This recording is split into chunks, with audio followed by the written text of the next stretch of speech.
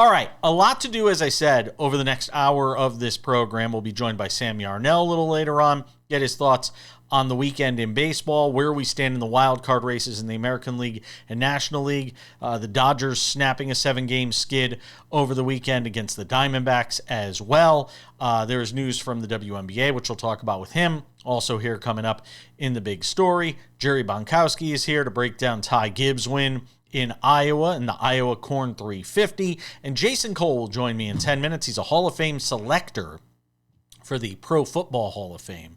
Get his thoughts on the guys inducted this weekend and what is to come for the Pro Football Hall of Fame selectors, because their task is not going to get any easier. We'll get to all of that as well. But we get things started as we always do on this Monday edition of the show. It's time for the big story. And the big story is presented by the Daily Wrap, our Substack newsletter. If you haven't subscribed yet, what are you waiting for? Scan the QR code. It's right there. You got your phone in your hand. Just put it up to the TV or the screen or whatever you're watching us on. Take the phone, put it there, scan the QR code. You can subscribe. It's free. A lot of people's Substack newsletters aren't free. Ours is for now. So go and subscribe to the Substack newsletter. Great content there every day and on the weekends. All right. Let's talk about the foul scene all around the WNBA this weekend and the bigger conversation about what's happening around the WNBA. Let's start with what took place on Saturday in Chicago between the Fever and the Sky. You've got Sophie Cunningham going to the basket. Let's see it again. Sophie Cunningham going to the basket. DiJonai Carrington chasing from behind. Carrington swipes to try and block the shot, misses entirely on trying to block the shot, rings, basically gives a clothesline. It was like a lariat, like a Stan Hansen lariat. You kids go watch wrestling back in like the 70s and 80s. You'll understand who Stan Hansen was. A clothesline of Cunningham. It's ruled a foul, obviously. And here you see it again. And for those of you watching on the YouTube side, you won't see the video. For those on the TV side, you will. We have still images up for those on the YouTube channel. So you've got Cunningham getting clotheslined. Carrington called for a foul. It's upgraded to a flagrant 2, which it should have been. There is not a planet where this doesn't fit the criteria for a flagrant 2 foul. So Carrington gets thrown out of the game. Cooler heads prevail eventually, although there are some people that suggested Sophie Cunningham took a couple of swings at Carrington and should have been thrown out of the game as well. Probably true. But that being said, as she goes back to the locker room, Carrington gets on her phone and decides to go tweet out that this is an example of white privilege. Look, I'm not going to get into some long, drawn-out political conversation or social commentary on white privilege, male privilege, white male privilege, all these different things that we talk about in society today. That right there is a flagrant 2 foul if there has ever been a textbook definition of a flagrant 2 foul. This is not anything to do with privilege. If the officials had not called that a flagrant 2, they all would have lost their jobs first thing on Monday. Okay? This has nothing to do with privilege of any kind, DiJonai Carrington. That said, it does highlight this tension that the league is operating under right now, and that we continue to watch on a night in, night out basis. The questions being posed to players regarding transgender athletes and transgender participation potentially at some point down the line in the WNBA. The comments from Sophie Cunningham with her trying to turn the game and turn the attention back towards basketball, which is falling on deaf ears. And as I said before, it's the perfect case of the arsonist saying she wants to be the one to put out the fire now. You started this. Best thing you can do is just step aside, don't talk about anything. Just play basketball. Or as Laura Ingraham once said, shut up and dribble. See, I can say it because Laura Ingraham said the same thing. Shut up and dribble. If Laura can say it, why can't I? Now, I obviously don't mean it, but you get my point. Now we're at a point where you've got Cathy Engelbert, okay? Let's focus on the commissioner. because she still has an opportunity to do one thing left in what little time she has left as the commissioner of the WNBA. And we all agree it's a little amount of time because she's going to be replaced at some time sooner rather than later. And that is get everybody in a room. The Players Association, owners, league officials, get in a room and say, we've got to nip this in the bud before the playoffs start. We've got to get together and decide what we want this league to be over the next 5 years, 10 years, 20 years. And unfortunately, that does not include transgender female players. And you know how I feel about inclusion. You know how I feel about defending the rights of transgender people. I've done it on this show. I've done it in social media, much to the chagrin of some people. But this is a time where Cathy Engelbert has to step up and get this done before the playoffs, because this cannot continue to cast a shadow over this league for the next 2 months while they go through their postseason. They've got a potentially fantastic playoffs sitting ahead of them with some of the teams in this league and what they're doing. Dallas, Golden State, Indiana, Minnesota, Las Vegas. It's going to be a fun playoffs. But not if everybody's just talking about this transgender issue. And you got idiots like Enes Kanter. Well, I'm not even going to call Enes Kanter freedom because it's the dumbest thing ever.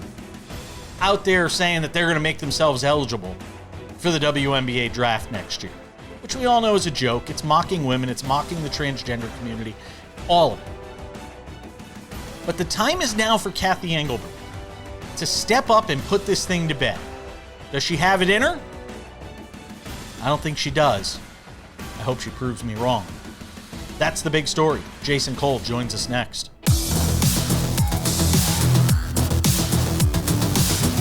Welcome back to the show. It's always a treat when I get to talk to this guy. Longtime friend of the program, Jason Cole. Pro Football Hall of Fame selector, longtime NFL writer, author of many books about the NFL. Didn't you say last time I talked to you were working on another? Or are you not? I was at the time. I finished that book. It has not been published. And I can't really talk about it. Killing me, man. But it's not football, so okay. It's okay. It's okay. You know, it's something. It's interesting, but it's more off topic. All right, fair enough. Let's talk about the Hall of Fame weekend. Did somebody forget to tell Adam Vinatieri this wasn't a Comedy Central roast and that he was given a Hall of Fame speech? Yeah, I think he tried to do it differently. Vinny's got a sense of humor to him. He tries to be different. He's more clever. Plus, he's a kicker. So, he didn't live really the same life that these other guys live, of getting hit and taking hits for, it's a slightly different experience for him. Yeah, it is. But yeah, he didn't quite get it. Yeah, it's supposed to be more, it's supposed to be a little more heartfelt. It's supposed to be a little bit more passionate. It's with a light sense of humor. I think that is a good way to describe it. Drew Brees, Larry Fitzgerald, Luke Kuechly, Adam Vinatieri, Roger Craig, some of the names going in this class. When you stack it up against others that obviously you've been involved in putting together, how do you sort of stack it up? I don't really think that way. So, I mean, I appreciate the question, but I would just say that Brees and Fitzgerald were no-brainers. And when you have two guys who are no-brainers, you obviously got a great class, right? Kuechly, I think, a no-brainer last year, but didn't, because I thought he was the best linebacker of his time. But this is, I guess, the Carolina tax playing in a market that's not as great. So that's pretty premier. And then you get the leading scorer of all time. I mean, that's pretty dominant class. But I don't know. I don't have the list of the other ones in front of me, I guess. Yeah. So it's hard to remember them all. But again, two no-brainers. The seniors are always guys who kind of heartfelt. Unfortunately, I'm not a big believer in the senior process. So I'm kind of on the fence about guys who get in that way, unless it's what I consider an egregious mistake. And I didn't consider Roger Craig an egregious mistake. I think we made the bigger mistake we made is like we didn't put Belichick or Kraft in. And, that's been talked about ad nauseum, and I hope will be fixed this coming year. But, if you add those two guys under this class, then you are talking about something that's like amazing. Okay, but then if they didn't get in this year, and I remember we had this conversation about it being a numbers game and all of that. How does the numbers game change next year? What is the impetus for them to get in next year? If the numbers game was a problem this year, how does that pan out next year?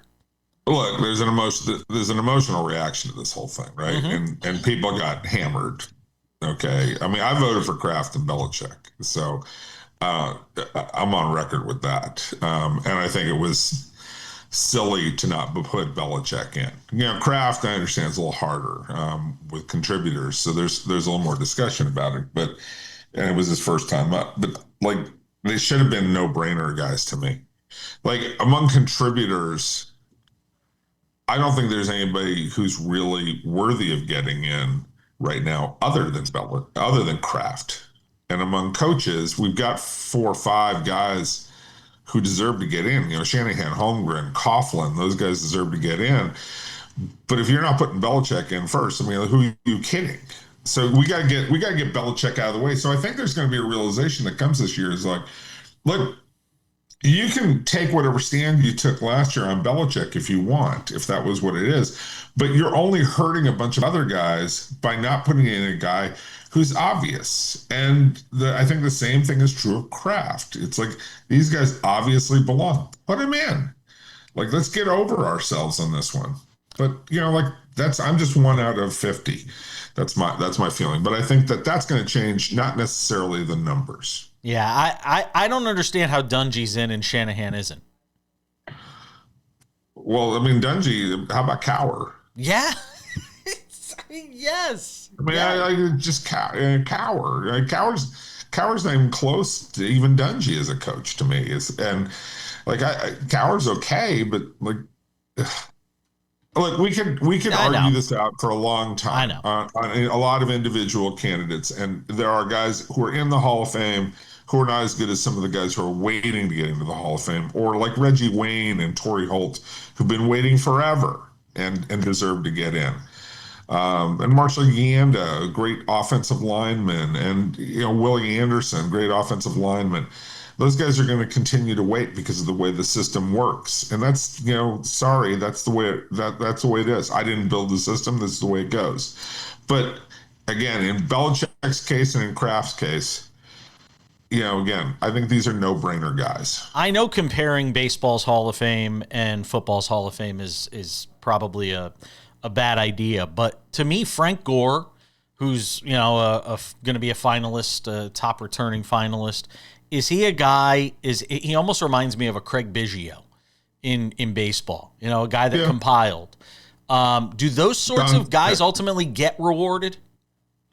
Yeah, I mean, Don Sutton. I grew up watching Don Sutton with the Dodgers. Is Don Sutton one of the most electric pitchers I ever saw in my career? No, in my life, no. But the man took the ball every 5th day for 20-something years, 22, 24 years, and performed at a very high level. Was it the truly most elite level of all time? No, but as they say, the most important ability is availability. And that's particularly true in football, right? Because guys get hurt. So Frank Gore eventually gets rewarded. Do I think it's going to be this year? No. There's too many first-time guys who are way ahead of him. I mean, we got the first-time guys coming up next year are Gronkowski, Adrian Peterson, Ben Roethlisberger, and Richard Sherman. Like, that's a class by itself, right?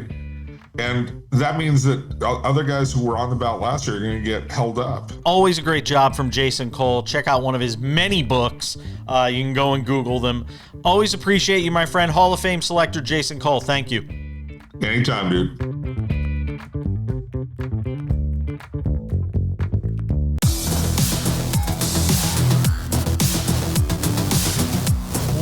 back to the show.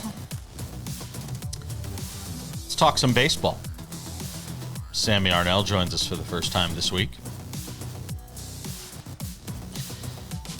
As SportsWrap goes around the bases, after a busy weekend around the major leagues, hey, the Dodgers aren't going to lose every game for the rest of the season, Sam. They snapped their losing skid, finally.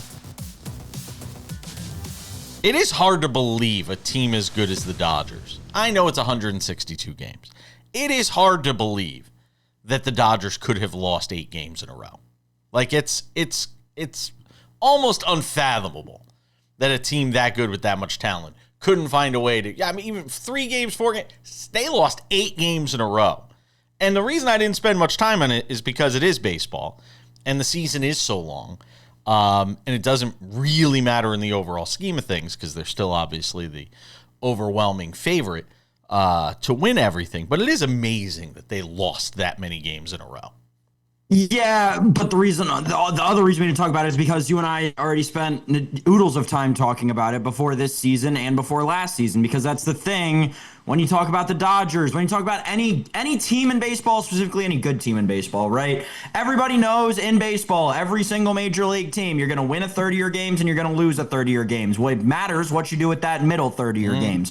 The thing with the Dodgers, we talk about before every season, there's always going to be a losing streak. It happens for literally every team in the major leagues at some point during the season goes on a losing streak. There has never in the history of baseball been one team that went win-loss, win-loss, win-loss through an entire season. That just doesn't happen over 162 games. So yes, it was bound to happen. I think the most amazing thing to me in all of this is they can lose 8 of 10 games and yada, yada, yada. The sky can, quite literally, the sky can be falling for that team. They're within 4 games of the 1 seed. Like, they're inevitably going to make up those games against the Brewers and the Braves. They'll still be the 1 seed in the National League. I have no doubt about it. This is just, it's so funny how for like a week, there were a few people in baseball who were like, well, maybe this is the year that we get the Dodgers. Maybe, let me tell you this. If it wasn't last year, when literally everything that could have gone wrong for the Dodgers did, and now you're hearing about the safeguards that they've implemented to avoid exactly what happened last year, right? It's not going to happen again. I would doubt that it'll be as close as it was last year. But Jason, I don't think Los Angeles is going to be the 3 seed in the National League. I don't think that they'll even be sitting in this 3 seed for longer than the next couple of weeks. I got to tell you, I still wonder if there is the possibility of a little bit of complacency, given the fact that they are favored by so many to win everything. I would not be shocked if they didn't wind up the 1 seed. Again, I don't think it matters if they're the 1 seed or not, as long as they're the division winner. I don't think it really matters. What's more fascinating to me to sit here and look at is we get into August 10th, 2026, is the lack of separation, particularly in the American League, that we still see from Texas at 59 and 59 as the 3rd wild card, all the way down to Toronto at 56 and 63, who still has a puncher's chance here over the final, 6 weeks of the season to get into the playoffs. And the fact that nobody is really separating themselves in that wild card pack after the Yankees and Red Sox, who are obviously going to make the playoffs, that 3rd wild card, I just wonder how long we go before somebody decides, all right, we're going to grab it and go be that 3rd wildcard team. Because I just don't know if that team exists, Sam. It's not Texas. It's not Detroit, Minnesota, Cleveland, Baltimore, Seattle, Toronto. I don't see any of those teams in the bunch that I think can separate this. So we really could go into the final week or 2 of the season with 6 teams having a shot for the 3rd wildcard, which is wild to think about. Yeah, I got news for you. So as much as we've talked about how bad the American League is all year, yeah, it'll be fun to watch who gets that seed. But yes, it's baseball. Anything could happen. Anyone will tell you that. whatever happens in that wild card series, right? Because whoever gets the 5th seed is going to play whoever wins the AL West. That is going to be every single postseason. We look at the entire bracket and we see there are 2 teams that don't belong here. That is going to be the series between the 2 teams that don't belong there. And whoever moves on is subsequently going to get eliminated by either the 4-5 winner in the AL wildcard seed or one of the division. No, they would have to play one of the division winners. So yeah, they would either get eliminated by the White Sox or the Rays at that point. No question in my mind.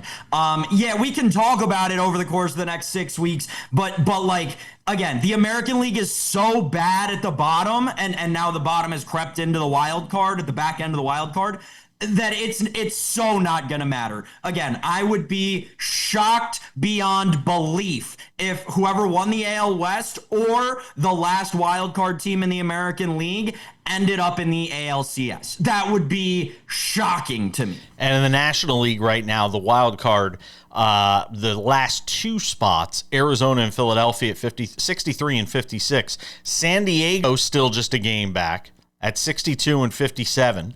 Miami is still hanging around after, a dismal stretch. They have been very Jekyll and Hyde-ish. St. Louis is still there at 59 and 59. They're still playing meaningful baseball. And then you've got Washington, who's kind of on the fringes right now. They're 5 back on the loss side at 59 and 61, despite being a plus 24 run differential, by the way, which is one of the better numbers if you're talking about the wild card teams. Matter of fact, it's the second best number if you're talking about non-division leaders, if you're talking about Washington, Sam. Yeah, if you're looking at the trends, though, this National League is going to get crazy. Like, this is the one that's going to get crazy over the course of these next 6 weeks. I don't know what happened to the Phillies. The Phillies seem to be the clear cut, like they were going to beat the Cubs for the best wild card seed. That's out the window. That's not going to happen. Yeah, I'm still not completely sold on the Cubs, although I know they've been playing great baseball for the last month. How could you not be? The Arizona Diamondbacks, because they're the streakiest team in their franchise's history. If you go year by year, this is the streakiest year of Cubs baseball they've ever played, and they're on a hot streak right now. When we always talk about all the time, this is when you don't want to be on a hot streak. Yeah, the Diamondbacks playing incredible baseball crept right back up into that picture. Don't look now, here come the Padres right in the Phillies rearview mirror. Jason, even the Reds, I know the Reds had a horrible weekend, even the Reds feel like they've got an outside chance over the next 6 weeks to make up 6 games, a game a week. I could seriously see that happening. Like, crazier things have happened. It's going to be a wild last month. We're coming back. More to do on the WNBA next.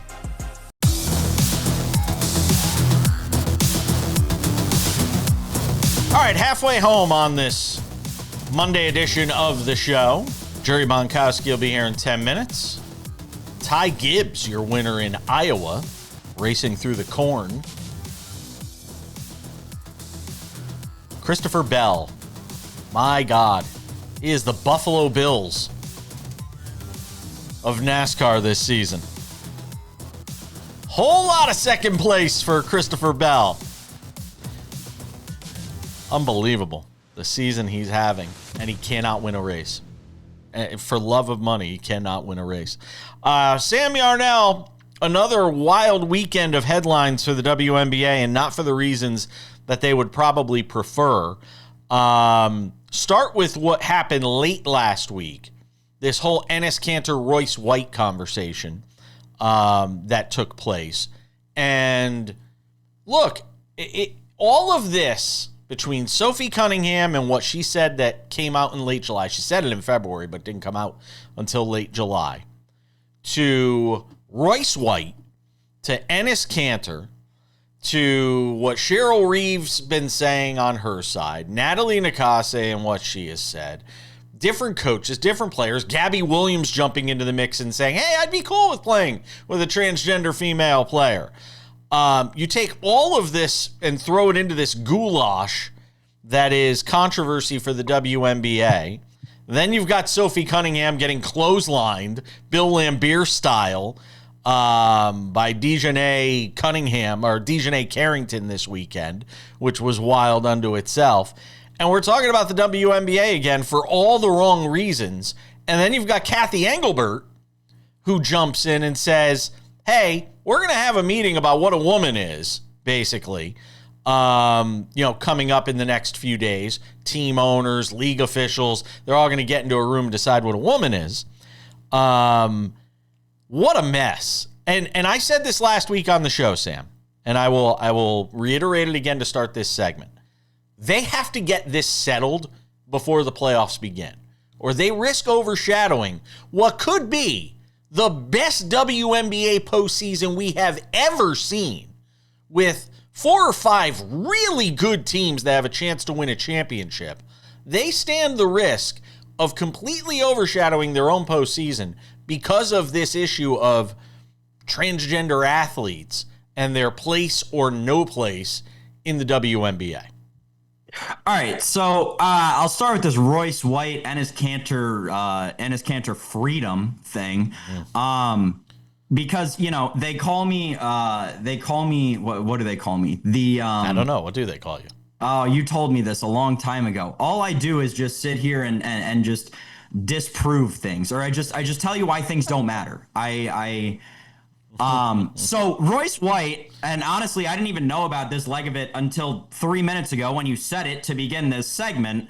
What have you been doing this weekend? I was not familiar with who Royce White was, so I did a little Googling.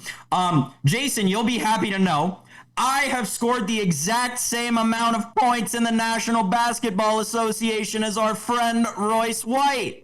Royce White spent, well, I don't even know if you could call it a cup of coffee in the NBA. He spent a drop of coffee. He played in 3 games in his career. He played in 3 games for the Sacramento Kings in 2013.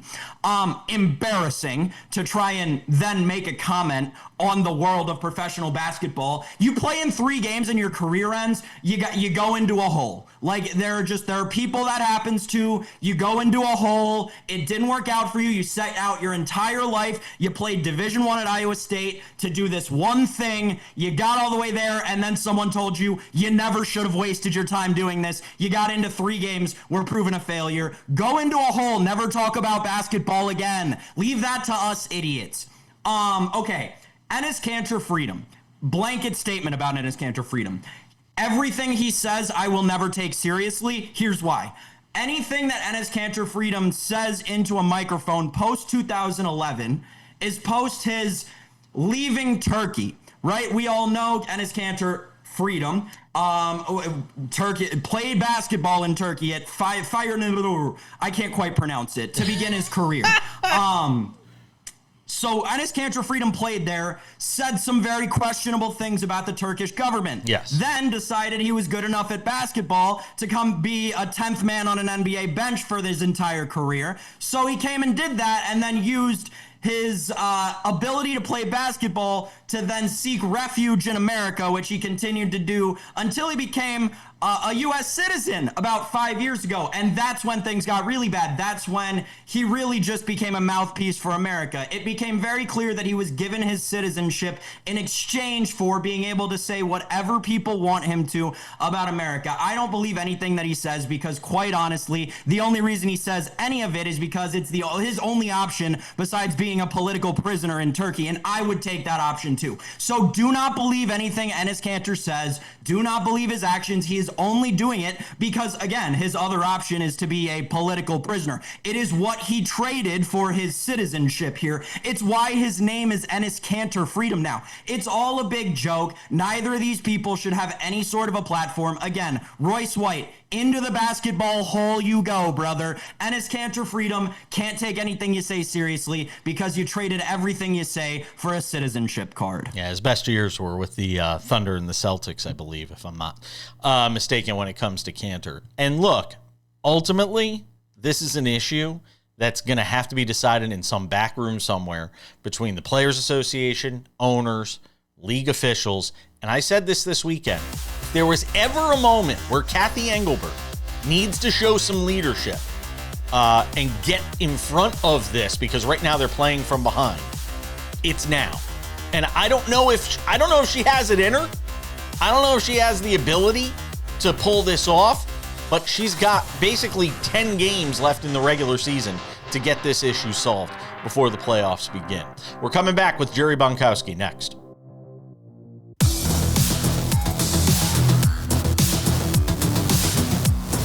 Welcome back to the show. Odds and Ends wraps it up 10 minutes from now. You have to see what Ichiro did this weekend in Seattle. If you haven't seen this yet, it's mind-blowing. We'll get to that coming up and more. Let's talk NASCAR. Jerry Bonkowski is here. Ty Gibbs, your winner at the Iowa Corn 350. Boy, you got a feel for Christopher Bell, Jerry Bonkowski. I mean, my God, the guy just cannot catch a break and cannot get across the finish line first. Second place again. Yep. It's remarkable. But before we get to Bell and another second place finish, we have to start asking the question, is Ty Gibbs a threat to win it all this year? Well, this is his second win of the season, and, you know, I hate to be a Debbie Downer on this, but but you're going to be. What's that? I said, but you're going to be. But I'm going to be. That's right. I'm still not convinced of this kid's talent. I mean, I'm still not convinced that he's going to be, Iowa is a very easy track. And, I hate to say anybody could win there, but anybody can win there, as was proven Sunday with Ty Gibbs winning there.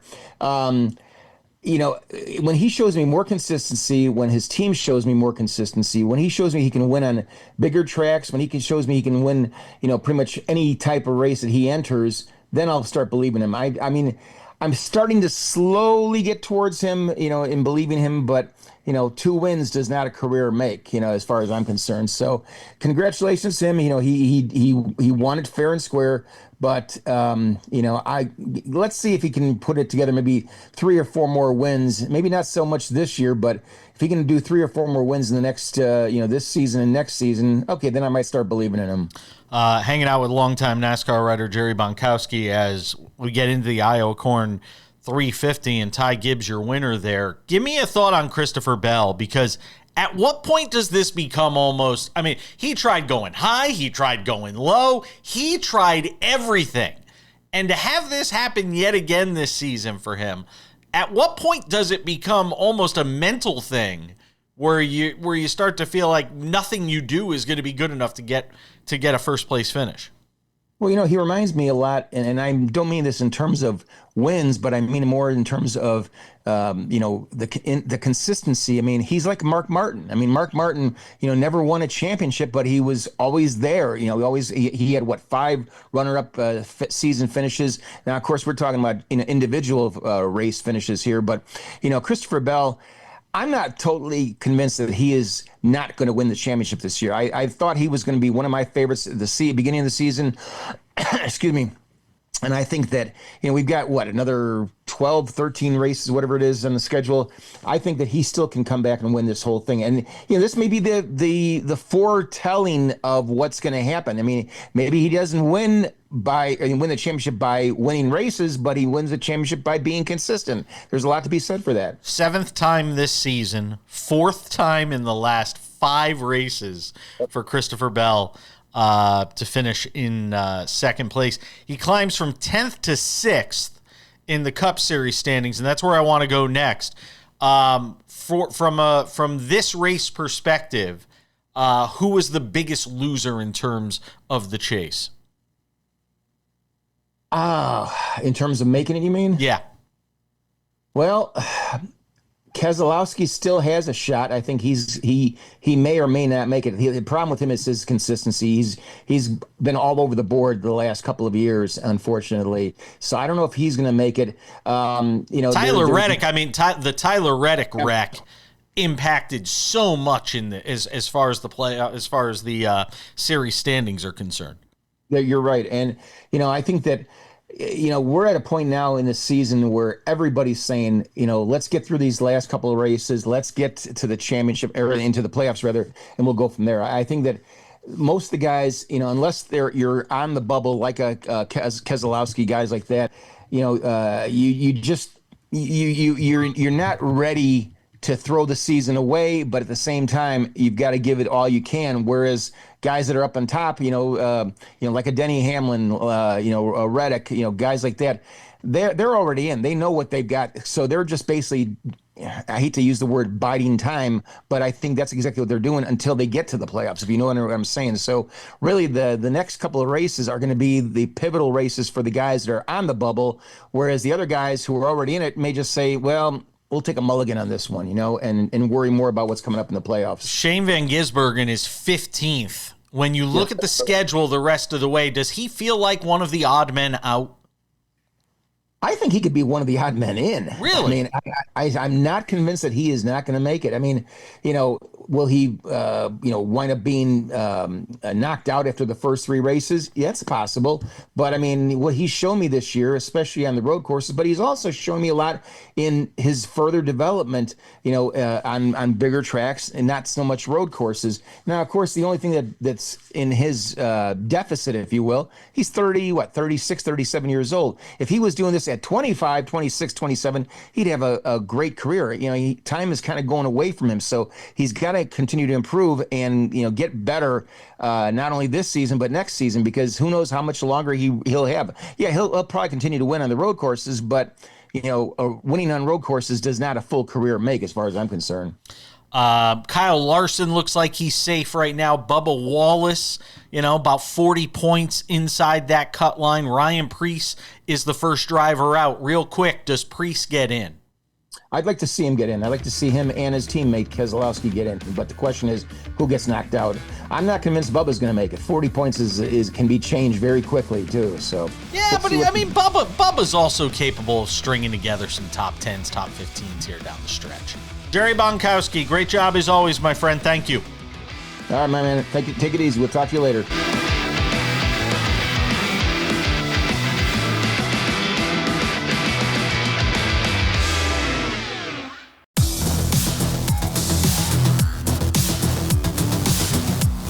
Just about time to put the wraps on this baby for a Monday. But before we say goodbye, a couple of reminders. If you haven't done so yet, make sure to check out the Sports Wrap with Jason Page podcast, the audio version of this fantastic show, available to you Monday through Friday, wherever you get your podcasts. Spotify, Apple Podcasts, YouTube Podcasts, iHeartRadio, TuneIn, Odyssey, Amazon. Anywhere you get a podcast, you can listen to this show. 45 minutes, limited commercial interruptions. It is fantastic. It works as a great audio companion if you're at the gym, on the treadmill, in the shower, laying in bed, on an airplane, waiting for an airplane, or just while you're riding in the car on the way to work. Go and check it out, the Sports Wrap with Jason Page podcast. Also, Sports Wrap with Jason Page YouTube channel. It's getting bigger. If you haven't done so yet, make sure to go and subscribe to the Sports Wrap with Jason Page YouTube channel. We've got full-length versions of the show Monday through Friday available on the YouTube channel. 45 minutes commercial-free, sitting there for you like a good friend every day. Extended conversations like the one we had with Jason Cole today on the show. You saw one segment of that on this show. There's actually a whole nother segment that we did specifically for the YouTube audience. See the entire conversation there, where we're talking about all sorts of different guys eligible for the Pro Football Hall of Fame that may not even get in. You're not going to want to miss this conversation, I promise. If you're an NFL fan, watch. It is fantastic. Available over on the YouTube channel. Sports Wrap shorts are there. News breaks where DiJonai Carrington decides to clothesline Sophie Cunningham on a fast break. We've got video on it. We're talking about it. Go and check it out over on the Sports Wrap with Jason Page YouTube channel. Sports Wrap Originals, all of it available there today. Go and check that out. The Sports Wrap with Jason Page website is hot. SportsWrap.tv. It's the place to find the aforementioned podcast, the aforementioned YouTube content, as well as the Substack email, the Substack newsletter, rather. Just enter in your email address on the website and you're subscribed. It's easy. SportsWrap.tv is the place for everything having to do with the show. The podcast, the video, the Substack newsletter. You want to send us your comments, your thoughts, your love, your hate, your questions, anything. You can do it at SportsWrap.tv. Right there. SportsWrap.tv is the place to do that. Go and do it today. And without any further delay on this Monday edition of the show, there's only one thing left to do. It's time for some odds and ends Odds and ends, the best thing I saw this weekend in sports. You're watching it. 52-year-old Ichiro Suzuki, more commonly known as Ichiro to those in the Great Northwest, or those that follow the game of baseball. 52-year-old Ichiro in an Mariners alumni home run derby at T-Mobile Park. Look at all the people there. We all think of Old Timers Day. We think of the Yankees and what they do, and they had theirs this weekend. What Ichiro did this weekend at Mariners Old Timers Day at the age of 52 was tell all of us he probably could still play if he wanted to. And this is something I have stated on this show repeatedly anytime the name Ichiro comes into the conversation. He is 52, and I guarantee you he's still probably better than 25 to 30% of guys playing regularly in Major League Baseball. You want to challenge me? Look at the swings this guy was taking. At 52. Now you're going to say, oh, they're not throwing that hard. It's a home run derby.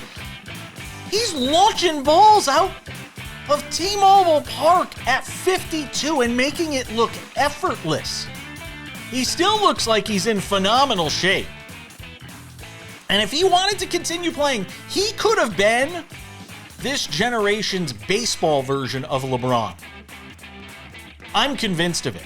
He could have played until he was 50 if he wanted to. Like I said, he could still play now. And for all the phenoms and great players that we talk about in this generation of baseball, and there's always the conversation about Bonds, is he one of the greatest ever? Steroids or no steroids, PEDs or no PEDs, Roger Clemens and what he did, Ohtani and what he does on a night in, night out basis. You know, he can pitch, he can hit, all these different things. There's only one Ichiro. There's only one Ichiro. You can have all those other guys. This guy was one of the greatest players I've ever watched play. And the shame of it is, because he played in Seattle, so many of you didn't even get to see it. Because the games were late at night. You know, 110 of his games every year are played after 10 p.m. on the East Coast. So you never got to see them. But he was one of a kind. And anytime I could watch him hitting home runs at the age of 52, I'll sign up for it. Odds and ends, farewell to Don Nelson, who passed away at the age of 86, the second winningest coach in the history of the NBA. 1,335 wins, had a .557 winning percentage, was one of the great guys to ever be associated with the game. He passed away at the age of 86, had reportedly suffered a stroke a few weeks ago, died surrounded by loved ones, family, at a hospice facility in Frisco, Texas. Best wishes going out to the family of Don Nelson.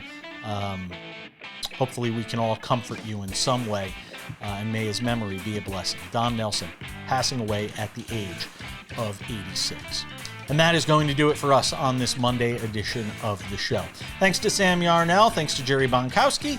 Thank you to Jason Cole. Thanks to all of you at home for watching. I'm Jason Page. Don't forget SportsWrap.tv for all things having to do with the show. We'll see you back here on Tuesday for another edition of Sports Wrap. Bye-bye.